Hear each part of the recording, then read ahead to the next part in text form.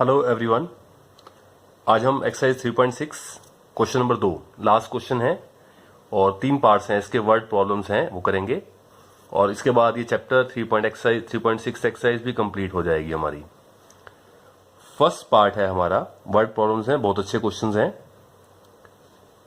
ऋतु धारा के अनुकूल 2 घंटे में 20 किलोमीटर तैर सकती है। धारा के अनुकूल 2 घंटे में 20 किलोमीटर तैर सकती है, ये पहली शर्त है। यहां से हम पहला समीकरण तैयार करेंगे।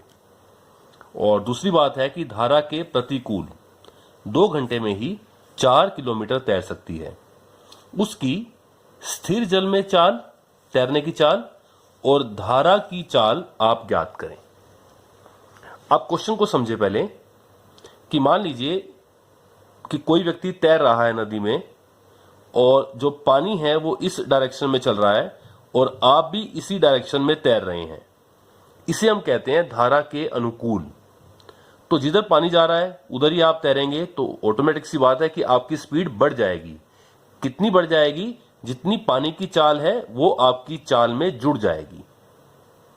हम ये मान लेंगे कि जो ऋतु है उसकी स्थिर जल में जो चाल है वो कितनी है? x है। ये मान लीजिए ऋतु की चाल है और ये पानी की चाल है, ये भी कितनी है? y है। उसकी चाल कितनी है? x। पानी की चाल कितनी है? y। तो उसकी चाल कितनी हो जाएगी? x plus y। चाल होगी किलोमीटर प्रति घंटा, क्योंकि किलोमीटर में बात हो रही है और घंटे में बात हो रही है। तो हम कहेंगे कि जो ऋतु की स्थिर जल में चाल है, अगर पानी बिल्कुल स्टिल खड़ा है उस समय जो उसकी चाल है x किलोमीटर प्रति घंटा है। और मान लीजिए पानी की चाल है y किलोमीटर प्रति घंटा और उसी डायरेक्शन में ऋतु तैर रही है, तो उसकी जो चाल है वो प्लस हो जाएगी, इसके अंदर पानी की चाल के साथ बढ़ जाएगी। तो उसकी जो चाल हो जाएगी वो हो जाएगी x प्लस y किलोमीटर प्रति घंटा। और इसके अपोजिट, ये तो धारा के अनुकूल है और यदि उसे धारा के प्रतिकूल तैरना पड़ गया तो उसकी चाल तो है x किलोमीटर प्रति घंटा, लेकिन पानी इस तरफ आ रहा है y किलोमीटर प्रति घंटे की चाल से। तो एक बात तो ऑटोमेटिक है कि उसकी चाल पानी की चाल से ज्यादा होनी चाहिए, तभी वो आगे निकल पाएगी। यदि उसकी चाल कम हो जाए, पानी की चाल तेज हो जाए तो ये वापस आ जाएगी। तो ये हम मान रहे हैं यहां पे कि जो x है वो y से ज्यादा होगा। ऋतु की चाल x है किलोमीटर प्रति घंटा और पानी की चाल अपोजिट डायरेक्शन में है, वो धारा के प्रतिकूल तैर रही है। तो जो नेट उसकी चाल निकलेगी x किलोमीटर, मान लीजिए उसकी चाल है 20 किलोमीटर प्रति घंटा और पानी की चाल इधर है 15 किलोमीटर प्रति घंटा, तो उसकी जो बाकी चाल बचेगी वो 5 किलोमीटर प्रति घंटा ही रह जाएगी। तो यहां पे जो उसकी चाल बचेगी वो बचेगी x माइनस y किलोमीटर प्रति घंटा। तो इस तरह से 2 चाल हैं हमारे पास, एक तो है ऋतु की चाल स्थिर जल में और एक है धारा की चाल यानी कि पानी की चाल। ये 2 तरह की चाल है हमारे पास। तो यहीं से यही निकालना है आपको, यही ज्ञात करना है कि स्थिर जल में चाल ज्ञात करें और धारा की चाल ज्ञात करें, और यही हम मानेंगे क्वेश्चन शुरू करने के लिए। तो हम क्वेश्चन को स्टार्ट करते हैं। माना जो उसने पूछा है वही मानेंगे। माना ऋतु की स्थिर जल में चाल बराबर x किलोमीटर प्रति घंटा। h का मतलब आवर, आवर का मतलब घंटा, x किलोमीटर प्रति घंटा। आपको ये बात समझ में आनी चाहिए कि चाल x किलोमीटर प्रति घंटा है, यानी कि 1 घंटे में x किलोमीटर। आप कई बार बाइक चलाते हो तो देखते होंगे कि आप 40 की स्पीड पे जा रहे हैं या 60 की स्पीड पे जा रहे हैं, कोई 100 की स्पीड पे जा रहा है। इसका मतलब क्या होता है? 40 की स्पीड का मतलब होता है 40 किलोमीटर प्रति घंटा, यानी कि 1 घंटे में आप कितनी दूरी तय कर पाएंगे? 40 किलोमीटर। किसी की स्पीड 80 की है तो उसका मतलब होता है 80 किलोमीटर प्रति घंटा, यानी कि आप 1 घंटे में 80 किलोमीटर की दूरी तय कर पाएंगे। तो मैंने ये मान लिया कि ऋतु की स्थिर जल में चाल x किलोमीटर प्रति घंटा है और धारा की चाल ये भी मान लिया हमने। माना धारा यानी कि जल की चाल बराबर y किलोमीटर प्रति घंटा। तो 2 तरह की बातें हैं, एक तो धारा के अनुकूल और एक धारा के प्रतिकूल। तो मैं दोनों की पहले चाल ज्ञात कर देता हूं। तो धारा के अनुकूल क्या चाल हो जाएगी? ऋतु की। धारा के अनुकूल ऋतु की चाल क्या हो जाएगी? जिस तरफ जल बह रहा है उसी तरफ आप तैर रहे हो तो आपकी स्पीड बढ़ जाएगी।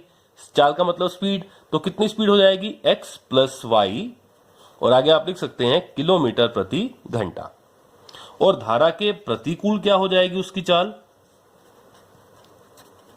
धारा के प्रतिकूल ऋतु की चाल क्या हो जाएगी? वो हो जाएगी x माइनस वाई किलोमीटर प्रति घंटा। ऑटोमेटिक सी बात है, कम हो जाएगी। अब हम आते हैं पहली शर्त पर। तो पहली शर्त के अनुसार, पहली शर्त में क्या है हमारे पास कि जो धारा के अनुकूल है, धारा के अनुकूल वह 2 घंटे में कितनी दूरी तय करती है? 20 किलोमीटर। धारा के अनुकूल 2 घंटे में 20 किलोमीटर की दूरी तय कर रही है। अब देखो, एक तो है चाल, ये चाल है, ये समय है, ये दूरी है। आप इसका कोई फॉर्मूला याद कर लें तो भी चल जाएगा, आप वैसे करना चाहें तो भी हो जाएगा। अगर आप इकाई से करना चाहें तो समय का फॉर्मूला क्या होता है? आप देखें, समय बराबरे, समय बराबरे क्या होगा हमारे पास? दूरी बटा चाल। कैसे? मान लीजिए आप 40 की स्पीड पे जा रहे हैं, 40 किलोमीटर प्रति घंटे की स्पीड से आप स्कूटर पर जा रहे हैं या बाइक पर जा रहे हैं, और आपको 120 किलोमीटर की दूरी तय करनी है। 120 किलोमीटर की दूरी तय करनी है, 40 की स्पीड है, यानी 1 घंटे में 40 किलोमीटर। तो 120 किलोमीटर के लिए कितना टाइम आपको लगेगा? 3 घंटा। यही फॉर्मूला, समय बराबर दूरी, दूरी कितनी है? 120, और बटा में चाल कितनी है? 40, और 40 दिए 120, तो आपको 3 घंटे लग जाएंगे। तो ये आपका फॉर्मूला है जो आपको याद करना है, ये हम यूज करने वाले हैं। समय बराबर दूरी बटा चाल। तो मैं यहां फॉर्मूला अगर अप्लाई करूं कि समय बराबर दूरी बटा चाल, तो इसमें धारा के अनुकूल समय कितना लगा उसे? 2 घंटे बराबर दूरी कितनी है? 20 किलोमीटर, और चाल कितनी है उसकी धारा के अनुकूल? ये निकाल रखी है हमने, x प्लस वाई। यहां से हम पहला समीकरण तैयार कर देंगे। कैसे करेंगे? आर पार गुणा कर दें, इसके बटा में तो 1 है, इसको यहां गुणा कर दे 2 से। 2 से गुणा करना है तो दोनों से गुणा करना पड़ेगा, तो ब्रैकेट मेंटेन की जाएगी। 2 ब्रैकेट में x प्लस वाई बराबर 1 को यहां गुणा कर दें, 1 गुणा 20, 20, ये 2 वहां जाके भाग में हो जाएगा। तो x प्लस वाई बराबर 20 बटा 2, और 2 धाए 20। तो पहला समीकरण तो बन गया आपके पास x प्लस वाई बराबर 10, और ये 2 चर वाला रैखिक समीकरण बन गया। इजी था। बिल्कुल ऐसे ही सिमिलरली दूसरी शर्त के अनुसार दूसरा समीकरण तैयार करेंगे हम। दूसरी शर्त के अनुसार, अब दूसरी शर्त में कहा क्या है उसने कि जब वह धारा के प्रतिकूल जाती है तो उस समय वह 2 घंटे में 4 किलोमीटर की दूरी तय करती है। ये शर्त है, तो बिल्कुल ऐसे ही बना देते हैं। यही फॉर्मूला यूज करेंगे फिर से कि समय बराबर दूरी बटा चाल। अब समय कितना लगा? फिर से 2 घंटे बराबर, अब की बार दूरी कितनी है? सिर्फ 4 किलोमीटर। आप सोच के देखें कि धारा के प्रतिकूल जा रहे हैं तो उतने ही समय में कम दूरी तय हो रही है, क्योंकि चाल कम हो जाएगी। और बटा में चाल, और चाल कितनी थी धारा के प्रतिकूल? ये हमने निकाली थी x माइनस वाई। तो यहां पे लिख देंगे हम, क्या आएगा हमारे पास? 4 बटा में x माइनस वाई। फिर ऐसे इसके बटा में 1 लगाएं, आर पार गुणा कर दें। यहां आप 2 से गुणा करेंगे तो आप ब्रैकेट मेंटेन कर लें, तो 2 ब्रैकेट में x माइनस वाई बराबर 4 एकम 4। तो यहां से क्या हो जाएगा हमारे पास? जो ये गुणा में 2 है यहां आके भाग में हो जाएगा। तो x माइनस वाई बराबर 4 बटा 2, और 2 दूनी 4। तो यहां से दूसरा समीकरण तैयार हो जाएगा x माइनस वाई बराबर 2। इसे मैंने कहा समीकरण नंबर 2। अब ये भी 2 चर वाला रैखिक समीकरण, ये भी 2 चर वाला रैखिक समीकरण, एक के नीचे एक समीकरण लिखें और आपको सीधा ही 2 चर वाले रैखिक समीकरण युग्म तैयार मिल जाएंगे। तो ये आ जाएगा, पहला तो है x प्लस वाई बराबर 10, समीकरण नंबर 1 और x माइनस वाई बराबर है 2 समीकरण नंबर 2। ये पहले ही दो चर वाला रैखिक समीकरण युग्म है। हल करने के लिए कुछ भी नहीं कहा तो मैं विलोपन विधि का यूज करूंगा। विलोपन विधि की शर्त है या तो x वाले बराबर करें या y वाले बराबर करें। x वाले भी बराबर हैं, y वाले भी बराबर हैं, तो कोई दिक्कत नहीं है। अब y वाले बराबर हैं, इनके निशान पहले ही अपोजिट हैं, तो x वाले काटने के लिए तो आपको घटाना पड़ेगा। ये पहले ही प्लस है, ये पहले ही माइनस है, तो आपको घटाने की जरूरत नहीं है, आप इनको जोड़ दें। तो ये प्लस y और ये माइनस y कैंसिल हो जाएगा। 1x और 1x 2x बराबर क्या आ जाएगा 12, और ये गुना का 2 वहां जाकर क्या हो जाएगा भाग में, तो x बराबर क्या आ जाएगा 12/2 और 2 छिके 12, तो मेरे पास x बराबर क्या आ जाएगा 6। x का मान कहां रखते हैं, समीकरण नंबर 1 में रख देंगे तो y का मान आ जाएगा। तो मैं यही साइड में करता हूं कि x का मान समीकरण नंबर 1 में रखने पर, इसके बाद यहां करते हैं हम आगे कि x का मान समीकरण नंबर 1 में रखने पर, और समीकरण नंबर 1 है x प्लस वाई बराबर 10। आप यहां पे x का मान 6 रख दें तो 6 प्लस वाई बराबर 10, तो y बराबर क्या आएगा 10 माइनस 6 यानी कि y बराबर 4। तो आपका लास्ट में आंसर आ चुका है x बराबर 6 और y बराबर 4। लेकिन वर्ड प्रॉब्लम है, आंसर शब्दों में ही देना है आपने, x नहीं y नहीं। x का मतलब क्या था आप ये देखें, x का मतलब क्या था आपके पास, ऋतु की स्थिर जल में चाल x का मतलब कितना आया 6, तो ऋतु की स्थिर जल में चाल तो हो गई 6 किलोमीटर प्रति घंटा, और धारा की चाल यानी कि जो पानी है उसकी चाल क्या हो गई 4 किलोमीटर प्रति घंटा। तो यहां लिख देते हैं हम कि x का मतलब है ऋतु की स्थिर जल में चाल बराबर x का मतलब 6 किलोमीटर प्रति घंटा, और जो हमारी धारा है, जो जल है, धारा की चाल यानी कि y यानी कि 4 किलोमीटर प्रति घंटा। ये क्वेश्चन यहां कंप्लीट होगा आपका। आप चाहें तो 1 मिनट लगता है, दोनों शर्तें चेक कर लें। ऋतु की चाल कितनी है 6, धारा की चाल कितनी है 4। जिधर ऋतु जा रही है उधर ही पानी की तरफ चले तो उसके जो धारा के अनुकूल चाल हो जाएगी वो कितनी हो जाएगी 6 और 4 10 किलोमीटर प्रति घंटा। और यदि वह धारा के अपोजिट चले कि वह तो इधर जा रही है और धारा इधर आ रही है, वो जा रही है 6 किलोमीटर से और पानी चल रहा है 4 किलोमीटर अपोजिट, तो उसकी 4 किलोमीटर चाल कम कर देगा, तो धारा के प्रतिकूल उसकी चाल 6 माइनस 4 यानी सिर्फ कितनी रह जाएगी 2 किलोमीटर प्रति घंटा। अगर 10 किलोमीटर प्रति घंटा की चाल है यानी 1 घंटे में 10 किलोमीटर, तो वह 2 घंटे में कितनी दूरी तय करेगी, 2 से गुना कर दो। जब 1 घंटे में 10 है तो 2 घंटे में 20 किलोमीटर, और यही दे रखा था हमें कि वह 2 घंटे में धारा के अनुकूल 20 किलोमीटर की दूरी तय करती है। पहली शर्त चेक हो गई। दूसरी, धारा के प्रतिकूल उसकी चाल है 2 किलोमीटर प्रति घंटा। 1 घंटे में 2 किलोमीटर तो 2 घंटे में 4 किलोमीटर, तो 2 घंटे में कितनी चली वो 4 किलोमीटर धारा के प्रतिकूल। तो ऐसे आप अपने आंसर को चेक भी कर सकते हैं। तो ये आपका फर्स्ट पार्ट था क्वेश्चन नंबर 2 का। सेकंड पार्ट देखते हैं, वो और ज्यादा इंपॉर्टेंट है, ध्यान से समझने वाला। सेकंड पार्ट करते हैं। सेकंड पार्ट इंपॉर्टेंट है, ये काम और समय के सवाल हैं, समय और काम के सवाल। क्या स्टेटमेंट है, पहले स्टेटमेंट समझते हैं कि 2 महिलाएं और 5 पुरुष एक कसीदे के काम को यानी कि एक काम को अगर इकट्ठा मिलकर करें तो 4 दिन में पूरा कर सकते हैं। कोई एक काम है, 2 महिलाएं और 5 पुरुष उस एक काम है 4 दिन में पूरा करते हैं। यह पहली शर्त है, यहां से हम बनाएंगे पहला समीकरण। जबकि अब दूसरी शर्त है, यदि 3 महिलाएं और 6 पुरुष आ जाएं तो उसी काम को वे 3 दिन में पूरा कर देंगे। कोई एक काम है,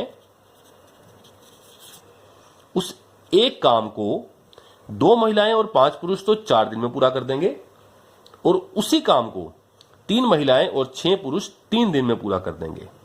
तो आपने क्या ज्ञात करना है, आपने ज्ञात करना है कि इस कार्य को यदि अकेली एक महिला करे, उस पूरे एक काम को एक महिला करें तो उसे कितना समय लगेगा। और अगली बात क्या निकालनी है कि उसी कार्य को यदि एक पुरुष करे तो वह कितना समय लेगा। अब इस तरह के सवाल समझने की कोशिश करते हैं हम। देखिए, मान लीजिए कोई एक व्यक्ति या कोई एक पुरुष और एक काम को करने में मान लीजिए 8 दिन लेता है। एक पुरुष को एक काम करने में 8 दिन लगते हैं। तो आप इसको ऐसे भी कह सकते हैं कि एक पुरुष का 8 दिन का काम कितना हुआ, बराबर 1। यदि आप ऐसे कह रहे हैं कि एक पुरुष को एक काम करने में 8 दिन लगते हैं, तो इसी बात को आप ऐसे कह सकते हैं कि उस पुरुष का 8 दिन का काम कितना है, 1। तो उस पुरुष का 1 दिन का काम कितना हो जाएगा, उस पुरुष का 1 दिन का काम हो जाएगा 1/8। कुछ ऐसे हम इस क्वेश्चन को करने वाले हैं। हमें निकालना क्या है, हमें जो ज्ञात करना है हम वहीं से स्टार्ट करेंगे कि पूरे एक काम को, यहां पे बात हो रही है एक काम की, उस एक काम को यदि एक महिला करे अकेले तो वह कितना टाइम लेगी। एक बात तो ये निकालनी है, इसको हम x मानेंगे। और उसी एक काम को एक पुरुष करे तो कितना समय लेगा, एक ये निकालना है, इसको हम y मानेंगे। तो कैसे कर रहे हैं स्टार्ट क्वेश्चन को, हम क्वेश्चन को स्टार्ट कर रहे हैं। हम लिखते हैं जो हमें निकालना है, माना एक महिला द्वारा एक काम करने में लगा समय बराबर x दिन। ये आपको निकालना है, तो मैंने इसे x मान लिया। और यह भी निकालना है कि एक पुरुष उसी काम को करने में कितना समय लेगा, तो यह भी मैंने मान लिया कि माना एक पुरुष द्वारा एक काम को करने में लगा समय बराबर y दिन। अब इसका मतलब यह हुआ कि एक महिला x दिन में एक काम करती है। जैसे मैं कह रहा था कि 8 दिन में एक काम होता है, तो एक दिन का काम क्या हो जाएगा, 1/8। अब मैं क्या करता हूं, मैं एक महिला का एक दिन का काम निकालता हूं और एक पुरुष का भी एक दिन का काम निकालता हूं। मैं क्या लिखता हूं, देखो अब इसी स्टेटमेंट को थोड़ा सा और दूसरे एंगल से लिख के देखते हैं। मैं लिखता हूं एक महिला का x दिनों का काम बराबर 1। यही तो लिखा है हमने ऊपर कि एक काम को करने में x दिन लगे, यानी कि एक महिला का x दिनों का काम बराबर 1। तो एक महिला का एक दिन का काम कितना हो जाएगा, जैसे आपने यहां किया कि 8 दिन का काम तो 1 है, तो एक दिन का काम तो कम ही होगा, 1/8। तो x दिन में तो एक काम करती है महिला, पूरा पूरा काम कर देगी एक, तो एक दिन का काम कितना हो जाएगा, ये नीचे आके भाग हो जाएगा 1/x। यानी कि एक महिला एक दिन में 1/x काम करती है। ऐसे पुरुष का निकालते हैं एक दिन का काम। एक पुरुष का, क्योंकि एक पुरुष एक काम को करने में y दिन ले रहा है, तो एक पुरुष का y दिनों का काम बराबर 1, तो एक पुरुष का एक दिन का काम बराबर 1/y। अब मैं आता हूं पहली शर्त पे। पहली शर्त में क्या कहा मुझे, पहली शर्त में मुझे यह कहा कि एक काम करने के लिए 2 महिलाएं और 5 पुरुष 4 दिन लेते हैं उस काम को करने में, यानी कि 4 दिन में एक काम करते हैं। जो पहली शर्त है वो ये कहती है कि 2 महिलाएं और 5 पुरुष का 4 दिन का काम बराबर 1 है। ये पहली शर्त मुझे कह रही है 2 महिलाओं का और 5 पुरुषों का 4 दिन का काम बराबर 1 है। अब मैं क्या करता हूं, मैं पहले ये निकालता हूं कि 2 महिलाओं का एक दिन का काम कितना है और 5 पुरुषों का एक दिन का काम कितना है और इन दोनों का एक दिन का काम कितना है। वो कैसे निकालूंगा, एक महिला का एक दिन का काम कितना है, 1/x। तो 2 महिलाओं का एक दिन का काम कितना हो जाएगा, 2 से गुना कर दो, 2 गुना 1/x, 2/x आ जाएगा।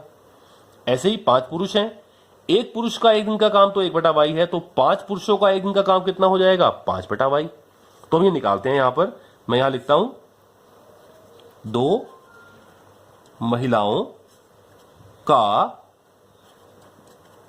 एक दिन का काम बराबर है, एक महिला का एक दिन का काम तो है 1/x, तो 2 महिलाओं का एक दिन का काम 2 से गुना कर दो, 2 गुना 1/x कितना हो जाएगा 2/x। और इसी तरह 5 पुरुष हैं तो 5 पुरुषों का एक दिन का काम 5 गुना 1/y तो कितना हो जाएगा 5/y। तो 2 महिलाओं का एक दिन का काम ये रहा, 5 पुरुषों का एक दिन का काम ये रहा, और इकट्ठे काम कर रहे हैं सारे, तो इनको इकट्ठा कर लो, यानी कि 2 महिलाओं तथा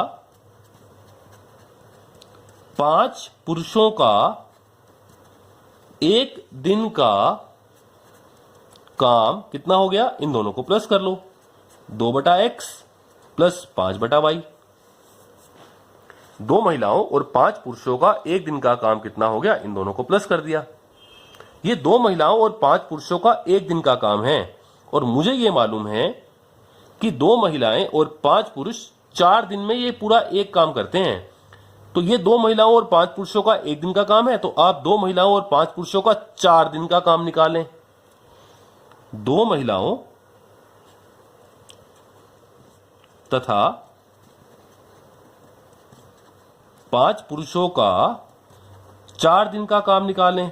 जब एक दिन का काम इतना है तो 4 दिन का काम तो 4 से गुना कर दें, साथ में ब्रैकेट लगानी पड़ेगी आपको, 4 ब्रैकेट में 2/x प्लस 5/y ये आ गया। और प्रश्नानुसार 2 महिलाएं और 5 पुरुष 4 दिन में कितना काम करते हैं, पूरा एक काम कर देते हैं।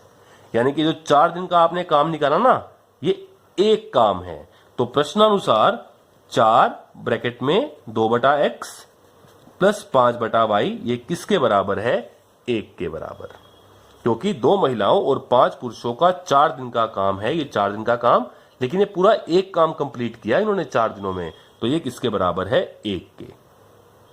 तो अब क्या करेंगे, अब या तो आप 4 को ऊपर गुना ही कर दें, क्या हो जाएगा 4 दूनी, आप ऊपर यहीं पर गुना कर सकते थे पहले ही, चलो यहां कर देते हैं, 4 दूनी 8/x प्लस 4 को ऊपर गुना किया 20/y, और बराबर क्या आ गया 1।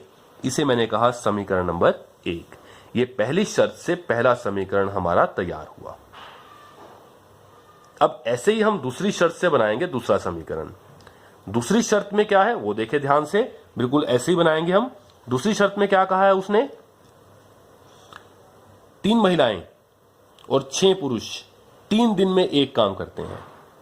तो पहले मैं 3 महिलाओं का एक दिन का काम निकालूंगा, फिर मैं 6 पुरुषों का एक दिन का काम निकालूंगा, फिर दोनों को प्लस कर दूंगा, तो मेरे पास आएगा 3 महिलाओं और 6 पुरुषों का एक दिन का काम, फिर मैं उनका 3 दिन का काम निकालूंगा, और वो पूरा पूरा एक आ जाएगा, जैसे हमने किया है वैसे करते हैं। देखो क्या लिखते हैं यहाँ पे, अब ये पहली शर्त से पहला समीकरण तो तैयार हो गया, हम आगे चलते हैं। अब लिखते हैं हम 3 महिलाओं का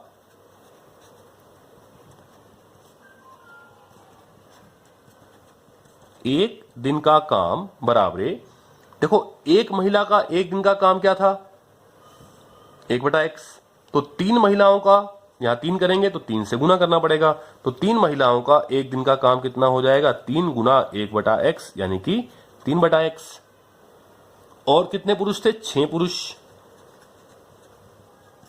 6 पुरुषों का एक दिन का काम 6 गुना 1/y, क्योंकि एक पुरुष का एक दिन का काम 1/y है, तो 6 पुरुषों का एक दिन का काम 6/y।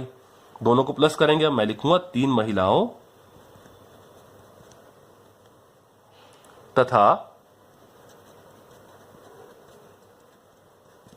6 पुरुषों का एक दिन का काम बराबर 3/x प्लस का 6/y। लेकिन 3 महिलाओं और 6 पुरुषों ने कितने दिन में काम कंप्लीट किया है 3 दिन में, तो 3 महिलाओं और 6 पुरुषों का 3 दिन का काम कैसे निकालेंगे, इसको गुना कर देंगे 3 से, तो 3 ब्रैकेट में 3/x प्लस 6/y, आप 3 से ऊपर गुना कर दें, 3 तिये 9x प्लस 3 छिके 18/y। तो 3 महिलाओं और 6 पुरुषों का 3 दिन का काम इतना हो गया, लेकिन 3 दिन में तो उन्होंने पूरा एक काम कर दिया। तो प्रश्नानुसार जो 3 दिन का काम आया ये वाला 9/x प्लस 18/y, ये तो पूरा एक काम है, तो बराबर है 1। तो ये क्या बना हमारे पास, दूसरा समीकरण। तो पहली शर्त से हमने ये समीकरण बनाया, वहां पर 2 महिलाएं और 5 पुरुषों ने 4 दिन में एक काम किया, तो मैंने उनका 4 दिन का काम निकाल के उसे 1 के बराबर कर दिया। और यहां 3 महिलाओं और 6 पुरुषों ने 3 दिन में वही एक काम किया, तो पहले मैंने उनका 3 दिन का काम निकाला, उसे 1 के बराबर कर दिया। अब इनको हल करके x और y का मान ज्ञात करेंगे। हल कैसे करेंगे, एक के नीचे एक लिखते हैं, लेकिन ये 2 चर वाले रैखिक समीकरण युग्म नहीं है। जैसे हमने पहले क्वेश्चन का पहला पार्ट किया था, हम इसको पहले रैखिक समीकरण युग्म में कन्वर्ट करेंगे। 1/x यहां भी है, यहां भी है, 1/x को u मान लेंगे, 1/y को v मान लेंगे, फिर इनको हल कर देंगे। तो पहले एक के नीचे एक समीकरण लिखते हैं, फिर इनको हल करते हैं। चलिए, पहला समीकरण हमने बनाया 8/x प्लस 20/y बराबर 1, समीकरण नंबर 1। और दूसरा हमने बनाया 9/x प्लस 18/y बराबर 1, समीकरण नंबर 2। लेकिन ये 2 चर वाले रैखिक समीकरण युग्म नहीं है, पहले हमें इन्हें कन्वर्ट करना होगा। हम ध्यान से देखें तो 1/x यहां भी है, 1/x यहां भी है, उसे हम u मान लेंगे। 1/y यहां भी है, 1/y यहां भी है, उसको हम v मान लेंगे। तो कैसे करते हैं, माना, लेकिन लास्ट में आपको x और y का मान ज्ञात करना है। माना 1/x बराबर u और माना 1/y बराबर v। तो समीकरण नंबर 1 किस में कन्वर्ट हो जाएगा, 8 तो ऐसे का ऐसे, 1/x को मैंने u कहा तो u आ गया, प्लस 20 ऐसे का ऐसे, 1/y को मैंने v कहा तो v आ जाएगा, बराबर 1। ये मेरा समीकरण नंबर 3 तैयार हो गया। और समीकरण नंबर 2 किस में कन्वर्ट होगा, 9 तो ऐसे का ऐसे, 1/x को मैंने u कहा तो u आ गया, प्लस 18 ऐसे का ऐसे, 1/y को मैंने v कहा तो v आ गया, बराबर 1, समीकरण नंबर 4। अब ये बन गए आपके 2 चर वाले रैखिक समीकरण युग्म, लेकिन x y के बजाय u v में आ गए। कोई बात नहीं, हल करने के लिए हमारी मर्जी है, तो हम इसे विलोपन विधि से हल करने वाले हैं। या तो u वाले बराबर किए जाएंगे या v वाले, लेकिन दोनों में से कोई भी बराबर नहीं है। तो आसान तरीका है मेरे पास, ये 8 है तो इसको मैं 8 से गुना कर देता हूं, ये 9 है तो 3 को मैं 9 से गुना कर देता हूं, और ये लिख भी दूंगा कि समीकरण नंबर 3 को 9 तथा 4 को 8 से गुना करने पर क्या प्राप्त होगा।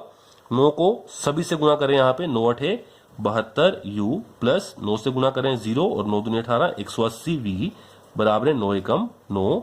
इसे मैंने समीकरण नंबर 5 कहा। 8 से गुना करें, 8 में 72 u प्लस 8 से गुना करें तो कितना आएगा, 18 8 144, ठीक है। v बराबर 8 एकम 8, इसे मैंने समीकरण नंबर 6 कहा। अब u वाले बराबर हो चुके हैं, ये दोनों प्लस के हैं, निशान अपोजिट नहीं है। अपोजिट करने के लिए हम नीचे वाले समीकरण को घटाएंगे तो नीचे वाले के निशान पलट जाएंगे, तो ये माइनस हो जाएगा, ये माइनस, ये कैंसिल हो गया। 180 प्लस का 144 माइनस का घटा दें आप, सिंपल घट जाएगा, तो यहाँ पे जाएगा 6 और 36 v बराबर 9 में से 8 गया 1, तो v का मान आ गया 1/36, ये गुना का वहां जाके भाग में हो गया, v आ गया।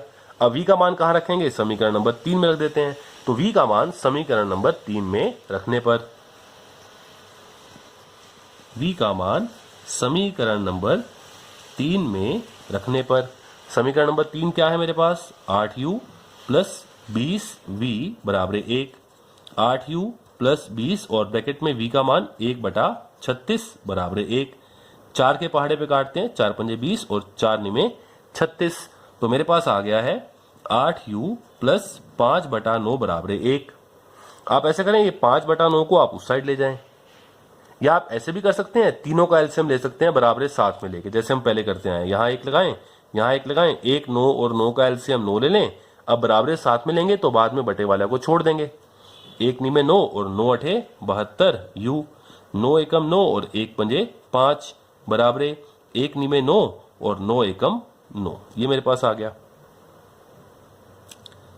अब बटे वाले को छोड़ देंगे 9 को, तो क्या बचेगा, 72 u प्लस का 5 बराबर 9। अब प्लस का 5 है, वहां जाकर क्या हो जाएगा, माइनस का 5, तो 9 - 5, तो 72 u बराबर 4। और ये जो गुना का 72 है वहां जाकर भाग में हो जाएगा। तो u बराबर 4/72 और 4 एकम 4 और 4 अठे 32, तो u बराबर क्या आ गया 1/18। तो u निकाल दिया, v निकाल दिया, लेकिन हमें तो x और y का मान ज्ञात करना है। मैं यहां कंप्लीट करता हूं इसको साइड में, आप नेक्स्ट पेज पे किया करें। मैंने बीच में लाइन खींची है, मैंने क्या माना था स्टार्टिंग में, वहीं से हमारे पास x और y का मान आएगा। 1/x को u और 1/y को v, यहां से हमारे पास मान आएगा। तो मैंने क्या लिखा यहां पर, 1/x बराबर u और 1/y बराबर v। तो 1/x तो ऐसे ही, और बराबर u का मान क्या आया है 1/18, ये निकाल रखा है हमने 1/18 मान इसका u का। दोनों तरफ उल्टा कर दें तो x/1 बराबर 18/1, तो x बराबर क्या आ जाएगा 18, और यहां से 1/y बराबर v का मान क्या था 1/36, इसको भी उल्टा कर दें, y/1 बराबर 36/1, बटा का 1 लगाने की जरूरत नहीं होती है, तो y बराबर 36। तो x आ गया 18 और y आ गया 36। लेकिन इनका मतलब क्या है, x मैंने क्या माना था, मैंने x को माना था एक महिला द्वारा एक काम को करने में लगा समय x, यानी कि 18 दिन। अगर महिला काम करेगी तो उस काम को 18 दिन में पूरा कर देगी, और पुरुष यदि उसी काम को करेगा तो उसे कितने दिन में कंप्लीट कर देगा, उससे करने में उसको y का मतलब कितना आया हमारे पास 36 दिन लग जाएंगे। तो आंसर लिख देते हैं, क्या आंसर आएगा, x का मतलब महिला द्वारा एक काम करने में लगा समय बराबर x का मतलब 18 दिन, और पुरुष द्वारा एक काम को करने में लगा समय y का मतलब 36 दिन। ये आपके दो आंसर आएंगे कि महिला द्वारा काम को करने में लगा समय बराबर 18 दिन और पुरुष द्वारा उसी काम को करने में लगा समय बराबर 36 दिन। तो ये सेकंड पार्ट था। इसके बाद थर्ड पार्ट देखते हैं। चलिए लास्ट पार्ट करते हैं, क्वेश्चन नंबर 2 का थर्ड पार्ट, और इसके बाद ये चैप्टर हमारा 3.6 एक्सरसाइज खत्म हो जाएगी और चैप्टर थर्ड खत्म हो जाएगा। अच्छा क्वेश्चन है। थर्ड पार्ट में क्या कहता है, रूही 300 किलोमीटर दूरी पर स्थित अपने घर जाने के लिए, जो उसने दूरी तय करनी है वो है 300 किलोमीटर। घर जाने के लिए कुछ दूरी तो रेलगाड़ी के द्वारा और कुछ दूरी बस द्वारा तय करती है। अब दो अलग अलग शर्त दे रखी हैं, कुछ दूरी रेलगाड़ी के द्वारा और बाकी बची हुई दूरी बस द्वारा तय करेगी। पहली शर्त में यदि वह 60 किलोमीटर रेलगाड़ी के द्वारा, टोटल उसे 300 किलोमीटर जाना है, 300 में से 60 किलोमीटर रेलगाड़ी द्वारा और शेष का मतलब कितना हुआ 240 किलोमीटर, क्योंकि कुल दूरी उसे 300 किलोमीटर तय करनी है, 60 किलोमीटर रेलगाड़ी, तो बाकी कितना बच गया 300 में से 240 किलोमीटर बस द्वारा तय करती है। तो इसके लिए उसे लगते हैं 4 घंटे। दोनों समय को मिला दें, रेलगाड़ी द्वारा लिया गया समय प्लस बस द्वारा लिया गया समय, तो कुल समय उसे लगा घर पहुंचने में 300 किलोमीटर की दूरी तय करने में 4 घंटे। ये पहली शर्त है। दूसरी शर्त में कहता है कि 300 में से यदि वह 100 किलोमीटर रेलगाड़ी से और तो शेष कितना रह गया 200 किलोमीटर बस के द्वारा तय करें, 100 किलोमीटर रेलगाड़ी और 200 किलोमीटर बस के द्वारा तय करें, तो उसे 10 मिनट अधिक लगते हैं। जितना समय पहले लगा था उससे 10 मिनट एक्स्ट्रा लगेगा। तो उसे क्या, हमें क्या ज्ञात करना है, रेलगाड़ी एवं बस द्वारा, रेलगाड़ी और बस की चाल ज्ञात करनी है कि रेलगाड़ी की चाल कितनी है और बस की चाल कितनी है। देखिए, जब पहली कंडीशन थी तो 4 घंटे लगे और दूसरी कंडीशन में उससे 10 मिनट एक्स्ट्रा लगे, यानी कि 4 घंटे 10 मिनट टोटल लगे, और इसे आपको घंटों में कन्वर्ट करना पड़ेगा। 4 घंटे 10 मिनट टोटल पहले इसके बनाने पड़ेंगे आपको घंटे, वो हम बना लेंगे। हमें जो निकालना है वहीं से हम स्टार्ट करेंगे। एक तो रेलगाड़ी की चाल ज्ञात करें, एक बस की चाल ज्ञात करें। तो मैं मान लूंगा रेलगाड़ी की चाल बराबर, चाल जब भी आएगी किलोमीटर प्रति घंटा या किलोमीटर प्रति मिनट या मीटर प्रति सेकंड, यहां पे एक तो किलोमीटर है और एक घंटा है, तो हम कहेंगे रेलगाड़ी की चाल x किलोमीटर प्रति घंटा, ये मान लेंगे, और बस की चाल हम क्या मान लेंगे y किलोमीटर प्रति घंटा। उसके बाद हम क्वेश्चन को देखेंगे। मैं क्वेश्चन शुरू कर रहा हूं, मैं यहीं से स्टार्ट करता हूं कि माना रेलगाड़ी की चाल बराबर x किलोमीटर प्रति घंटा। h का मतलब आवर, आवर का मतलब घंटा। और माना बस की चाल, आपको यही ज्ञात करना है x और y। वहीं से हमने स्टार्ट कर दिया, y किलोमीटर प्रति घंटा। और जो उसकी कुल दूरी तय करनी है उसने, वो तय करनी है 300 किलोमीटर। मैं आता हूं पहली शर्त पर। पहली शर्त के अनुसार क्या है? पहली शर्त के अनुसार है मेरे पास कि यदि वह रेलगाड़ी से दूरी तय करे 60 किलोमीटर और बस से बाकी बची हुई दूरी, तो कितनी बच जाएगी बाकी? 240 किलोमीटर। तो समय कितना लगा उसे कुल मिलाकर? 4 घंटे। ये हमारी शर्त है। अब यहां से पहला समीकरण हम कैसे तैयार करेंगे? देखिए, रेलगाड़ी से दूरी कितनी तय की? 60 किलोमीटर। और इस रेलगाड़ी की चाल कितनी है? x किलोमीटर प्रति घंटा। और समय का फॉर्मूला मैंने अभी आपको बताया था। समय का फॉर्मूला क्या होता है? दूरी बटा 4। तो रेलगाड़ी द्वारा लिया गया समय कितना होगा? रेलगाड़ी द्वारा लिया गया समय, दूरी कितनी है रेलगाड़ी द्वारा तय? 60, और बटा में रेलगाड़ी की चाल कितनी है? x। तो 60 किलोमीटर दूरी तय करने में रेलगाड़ी ने कितना टाइम लिया? 60 बटा x घंटे। और बस द्वारा लिया गया समय कितना है? बस द्वारा दूरी तय कितनी की है? 240, और इसकी चाल कितनी है बस की? y। तो इतना समय लिया है रेलगाड़ी ने, इतना समय लिया है बस ने, और दोनों को मिला दें तो कुल समय कितना लगा है? 4 घंटे। तो मेरे पास पहली शर्त के अनुसार क्या आएगा? 60 बटा x प्लस 240 बटा y। ये समय लिया रेलगाड़ी ने 60 किलोमीटर की दूरी तय करने में, ये समय लिया बस ने 240 किलोमीटर की दूरी तय करने में, और दोनों को मिला के कुल समय उसे कितना लगा घर पहुंचने में? बराबर 4 घंटे। इसको आप समीकरण नंबर 1 कह लें। तो मैंने इसे कह दिया समीकरण नंबर 1। अब हम आएंगे दूसरी शर्त पे। दूसरी शर्त में क्या है? उसने रेलगाड़ी से कितनी दूरी तय की? 100 किलोमीटर। उसने बस से कितनी दूरी तय की है? बाकी कुल 300 किलोमीटर। तो बाकी दूरी कितनी बच जाएगी? 200 किलोमीटर। और उसे समय कितना लगा? उसने मुझे कहा कि जब 100 किलोमीटर रेलगाड़ी से और 200 किलोमीटर क्या किया उसने? बस से किया, तो उसे 10 मिनट अधिक लगे पहले से। पहले कितने लगे? 4 घंटे। अब उसे 4 घंटे से 10 मिनट एक्स्ट्रा लग गए, यानी कुल समय कितना लग गया? 4 घंटे 10 मिनट। लेकिन ऐसे नहीं चलेगा, आपको इसे घंटे में कन्वर्ट करना होगा। तो घंटों में कैसे कन्वर्ट करते हैं? या तो पहले सारे मिनट बना लो इसके, और मिनट को घंटे में कन्वर्ट करना है तो आप क्या करते हैं? 60 से भाग। ऐसे कर लो, 4 घंटे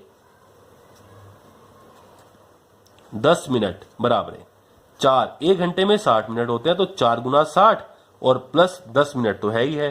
तो पहले गुना कर दें, ये कितना आएगा? 240 प्लस 10, यानी कि उसे लग गए हैं कुल 250 मिनट। और घंटे में कैसे कन्वर्ट करेंगे? इसको 60 से भाग कर देंगे तो ये घंटे में कन्वर्ट हो गया। और ये 0 से आपने 0 कैंसिल कर दी, तो 25 बटा 6 घंटे ये लग गया समय। 4 घंटे 10 मिनट। 4 घंटे के मिनट हो गए 240 और 10 250 मिनट। और घंटे में कन्वर्ट करने के लिए 1 घंटे में 60 मिनट होते हैं, तो मिनट को घंटों में कन्वर्ट करना है तो 60 से भाग कर दें, तो 25 बटा 6 घंटे हमारे पास आ गए। एक तरीका ये भी था कि 4 घंटे तो थे ही, और 10 मिनट को घंटे में कन्वर्ट कर लेते, तो प्लस 10 बटा 60। 4 घंटे पूरे हैं, 10 मिनट को घंटे में कन्वर्ट करने के लिए उसको 60 से भाग कर दिया, ये 0 से 0 कैंसिल, तो ये आ जाता 4 प्लस 1 बटा 6। इसके बटा में 1 लगाते, एलसीएम लेते, फिर यही बन जाता 25 बटा 6, जैसे आपको ठीक लगे। अब समय निकालते हैं कि रेलगाड़ी के द्वारा उसने 100 किलोमीटर की यात्रा तय की, और रेलगाड़ी की जो चाल है वो x किलोमीटर है, तो रेलगाड़ी ने कितना समय लिया? रेलगाड़ी द्वारा लिया गया समय, समय का फॉर्मूला क्या बताया था, दूरी बटा चाल। दूरी कितनी है 100 और बटा में चाल कितनी है रेलगाड़ी की x। और दूसरा क्या है मेरे पास, बस। तो बस द्वारा लिया गया समय। अब बस ने कितनी दूरी तय की है 200 किलोमीटर, बस के द्वारा बाकी बची हुई 200 किलोमीटर, और चाल कितनी है y। यानी कि रेलगाड़ी ने इतना समय लिया, बस ने इतना समय लिया, कुल समय दोनों को प्लस कर दें और कुल समय कितना लगा 4 घंटे 10 मिनट, यानी कि 25/6 घंटे। तो यहां पे क्या आएगा, प्रश्नानुसार कुल समय निकाल लें आप 100/x प्लस 200/y और बराबर क्या आ गया 25/6। यह आ गया समीकरण नंबर 2। अब क्या करें, वही बात जैसे हम पहले करते आए हैं, ये दो समीकरण तो बन गए हमारे पास, एक ये वाला और एक ये वाला, लेकिन दो चर में रैखिक समीकरण युग्म नहीं है। यहां पर भी 1/x है, यहां पर भी 1/x है, तो 1/x को u माना जाएगा और 1/y को v माना जाएगा, तो ये कन्वर्ट हो जाएंगे दो चर वाले रैखिक समीकरण युग्म में। एक बार हम 1 और 2 को लिखते हैं, एक के नीचे एक। तो पहला समीकरण क्या है मेरे पास, 60/x प्लस 240/y बराबर 4, समीकरण नंबर 1। और दूसरा क्या है 100/x प्लस 200/y बराबर 25/6, ये समीकरण नंबर 2। और अब क्या कहेंगे, माना 1/x, जैसे हम पहले क्वेश्चन करते आए हैं, माना 1/x बराबर u और माना 1/y बराबर v, और उसके बाद हम क्वेश्चन को कर देते हैं। तो हम लिखते हैं, माना 1/x बराबर u और माना 1/y बराबर v। तो समीकरण नंबर 1 किस में कन्वर्ट हो जाएगा, समीकरण नंबर 1 क्या है 60 और गुना में 1/x है, उसको मैंने u कह दिया, तो 60u प्लस क्या आएगा 240v बराबर 4, 240v बराबर 4। हम इसे नंबर 3 कह लेंगे, लेकिन उससे पहले अगर आप ध्यान से देखें तो 4 4 4 तीनों से भाग हो रहा है, तो लेफ्ट साइड में 4 कॉमन निकाल लेते हैं, थोड़ा हल्का कर देंगे समीकरण को। 4 एकम 4, 4 पंजे 20, 15u, 4 छके 24, 0 ऐसे के ऐसे 60v, और बस लेफ्ट साइड में से कॉमन निकाला है, बराबर 4 ऐसे का ऐसे, और ये गुना का 4 वहां जाके बटा में हो जाएगा, तो 15u प्लस 60v बराबर 4/4 और 4 एकम 4, तो 15u प्लस 60v बराबर 1। ये बन गया समीकरण नंबर 3। ये किससे बना, समीकरण नंबर 1 से। ऐसे ही समीकरण नंबर 2 किस में कन्वर्ट होगा, समीकरण नंबर 2 में क्या है मेरे पास 100/x, तो 100 तो ऐसे का ऐसे, 1/x को u कहा है, 100u प्लस 200v बराबर 25/6, 100u प्लस 200v बराबर 25/6। अब इसको भी थोड़ा सिंप्लीफाई करते हैं। आप देखें, पहले अंश की बात कर लें, 25 यहां भी भाग करता है, यहां भी, तो आप लेफ्ट साइड में से 25 कॉमन निकाल लें, बस लेफ्ट में से 25 चौके 100, 4u प्लस 25 अठे 208v और बराबर 25/6। ये गुना का 25 वहां जाके बटा में हो जाएगा, तो 4u प्लस 8v बराबर 25/6 तो है ही, एक 25 और आ गया, और ये 25 एकम 25, तो मेरे पास आ गया 4u प्लस 8v बराबर 1/6। तो आप ये जो बटा का 6 है इधर ले जाएं, गुणा में हो जाएगा, और गुणा में होगा तो दोनों से गुना हो जाएगा, तो 6 ब्रैकेट में 4u प्लस 8v बराबर 1, 6 से गुना करें, 6 चौके 24u और प्लस 6 अठे 48v बराबर 1। ये आ जाएगा समीकरण नंबर 4। अब ये बन जाएंगे हमारे पास दो चर वाले रैखिक समीकरण युग्म। एक के नीचे एक लिखते हैं समीकरण नंबर 3 और 4 को। 3 में क्या है 15u प्लस 60v बराबर 1, ये समीकरण नंबर 3 है, और 4 में क्या है 24u प्लस 48v बराबर 1, ये समीकरण नंबर 4 है। अब विलोपन विधि से हल करेंगे, लेकिन ना तो u वाले बराबर हैं ना v वाले, तो हम बराबर कर देंगे। ये 15 है तो नीचे वाले को 15 से गुना, और ये 24 है तो ऊपर वाले को 24 से गुना कर देते हैं। अब 24 से गुना करें तो 15 चौके 60 और 15 दूनी 30 और 6 36, 360u प्लस इसको इससे गुना करते हैं तो 0 तो ऐसे की ऐसे, 6 चौके 24 और ये 1440 v बराबर है 24 एकम 24। इसे मैंने कहा समीकरण नंबर 5। अब 15 से गुना करते हैं तो वही का वही आएगा 360 u प्लस 15 8 120 और 12 हो गया हमारे पास, और 15 चौके 60 और 12 72, 720 v बराबर 15 एकम 15। समीकरण नंबर 6। अब u वाले बराबर हो गए लेकिन निशान सेम है तो इसे घटाएंगे तो नीचे वाले के निशान पलट जाएंगे, तो ये माइनस ये माइनस ये माइनस, ये प्लस और माइनस कैंसिल हो गया, घटाओ इसको तो 0 2 7 720 v बराबर 24 में से 15 गया तो कितना आएगा 9, और एक गुना का वहां जाके भाग में हो जाएगा तो v बराबर क्या आएगा 9 बटा में हमारे पास आ गया 720, 9 8 72 0, तो v का मान क्या आ जाएगा 1 बटा 80। v का मान क्या आ गया, हमने यहाँ पे कैंसिल किया इसको, 9 8 72 0 1 बटा 80। v का मान कहाँ रख देते हैं, समीकरण नंबर 3 में, तो v का मान समीकरण नंबर 3 में रखने पर समीकरण नंबर 3 है क्या मेरे पास, समीकरण नंबर 3 है मेरे पास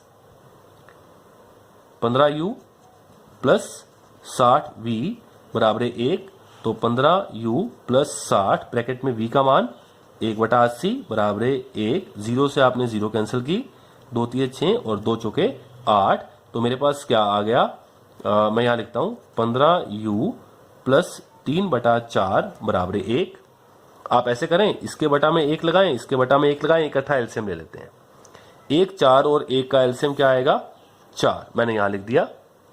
1 से भाग किया 1 चौके 4, 4 से गुणा किया 15 चौके 60u प्लस 4 एकम 4, 1 से गुणा किया 3 बराबर 1 चौके 4 और 4 एकम 4। अब जब मैंने बराबर साथ में लिया है तो बटे वाले को छोड़ दें आप 4 को, तो क्या रहेगा 60u प्लस 3 बराबर 4, ये प्लस का 3 वहां जाकर क्या हो जाएगा माइनस का 3, तो 60u बराबर 1, 4 में से 3 गया 1, तो u का मान क्या आ गया 1 बटा 60। तो मेरे पास u भी आ गया, v भी आ गया। u क्या आया मेरे पास 1 बटा 60 और v क्या आया मेरे पास 1 बटा 80। लेकिन हमें तो x y का मान ज्ञात करना है, और x और y हमने कैसे माने हुए थे, यहाँ पर हमने माना था 1 बटा x को u और 1 बटा y को v, तो यहां से इसका मान ज्ञात कर देते हैं। चलिए बीच में लाइन खींच देते हैं, और हमने क्या माना था वो लिखते हैं। हमने माना था 1 बटा x बराबर u और 1 बटा y बराबर v। अब यहां पर u और v का मान रखेंगे। u का मान क्या निकाला मैंने 1 बटा 60 और v का मान क्या निकाला था 1 बटा 80, तो यहां लिख देते हैं 1 बटा x बराबर 1 बटा 60। व्युत्क्रम कर देंगे, उल्टा कर देंगे, तो यहां तो हो जाएगा x बटा 1 और यहां हो जाएगा 60 बटा 1। बटा वाला 1 लगाने की जरूरत नहीं है, तो x का मान कितना आएगा 60। ऐसे यहां पर 1 बटा y, v का मान क्या है 1 बटा 80, यहां भी उल्टा कर देंगे तो क्या बनेगा y बटा 1 बराबर 80 बटा 1, तो y का मान क्या आएगा 80। तो हमारा आंसर आ चुका है x बराबर 60 और y बराबर 80। लेकिन ये प्रॉपर आंसर नहीं है, क्योंकि जो शब्दों वाला सवाल है उसका आंसर आपको शब्दों में देना है कि x और y का मतलब था क्या वास्तव में। तो x का मतलब हमने क्या माना था, x का मतलब था रेलगाड़ी की चाल x यानी कि 60 किलोमीटर प्रति घंटा, और बस की चाल y यानी कि 80 किलोमीटर प्रति घंटा। तो x का मतलब लिख देते हैं कि x का मतलब क्या था, रेलगाड़ी की चाल x किलोमीटर प्रति घंटा, और x का मतलब क्या हुआ 60 किलोमीटर प्रति घंटा, और बस की चाल y किलोमीटर प्रति घंटा यानी कि 80 किलोमीटर प्रति घंटा। ये क्वेश्चन आपका यहां पर कंप्लीट होता है। आप चाहे तो एक बार चेक कर सकते हैं वैसे ही रफली कि आप ठीक भी कर रहे थे कि नहीं। कैसे चेक कर सकते हैं, पहली कंडीशन में क्या था हमारे पास कि रेलगाड़ी से तो 60 किलोमीटर और बस से कितना किया 240 किलोमीटर, तो 4 घंटे लगे। रेलगाड़ी की चाल कितनी है 60 किलोमीटर, रेलगाड़ी से 60 किलोमीटर तय की दूरी, तो कितना समय लगेगा 1 घंटा, क्योंकि उसकी चाल ही 60 किलोमीटर प्रति घंटा है। 1 घंटे में 60 किलोमीटर चलती है, तो 60 किलोमीटर दूरी तय करने में 1 घंटा, और बस से बाकी बची हुई 240 किलोमीटर की दूरी तय करने में बस की चाल कितनी है 80 और 240 किलोमीटर, तो 240 बटा 80 तो कितना समय लगा 3 घंटे, तो कुल कितना समय लग गया 4 घंटे। तो पहली शर्त आपकी पूरी हो गई। दूसरी शर्त में क्या था, रेलगाड़ी से कितना चलना है 100 किलोमीटर और बाकी बस से कितना चलना है 200 किलोमीटर, तो कितना समय लगेगा। समय का फॉर्मूला याद है आपको, समय का फॉर्मूला है दूरी बटा चाल।